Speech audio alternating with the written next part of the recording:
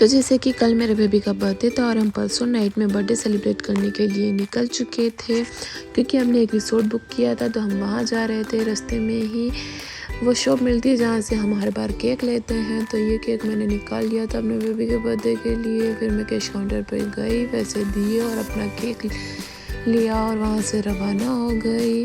मेरी गाड़ी आ चुकी थी। तब तक मैं सोचती हूँ कि खाली केक से तो क्या ही होगा, मुझे कुछ और भी लेना चाहिए। तो मेरे दिमाग में एक बुके लेने का आइडिया आया। फिर मैंने बुके लिया और गाड़ी में बैठ गई। फिर हम रिसोर्ट गए। समथिंग 12 बजे तक हम पूल में ही थे, क्योंकि हम 12 बजने का वेट कर रहे थे। 12 बज चुकी थी और हमने पूल में ही केक कट कर लिया था। हम थक हार के 2 बजे तक पूल में ही थे। फिर हम रूम में गए तो देखते हैं कि बच्चे सो गए और हम तीनों कंबल में छुप कर एक दूसरे की फ़ोटो वीडियो देख रहे हैं।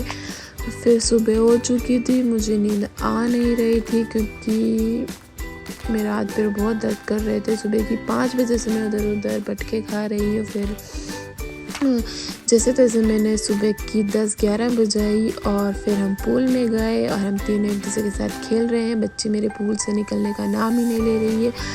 फिर हमारा बर्थडे हो गया था। हम घर पर गए तो क्या देखते हैं कि मेरा घर तो बिखरा हुआ पड़ा है, क्योंकि हम जैसा छोड़ के गए थे वैसा ही है। आलस खाते हुए मुझे काम तो करना ही था। जैसे तैसे मैंने काम करना शुरू किया और शाम की 8 बज चुकी थी, रात की 8 बज चुकी थी और मैंने फटाफट काम किया और सोने चली गई।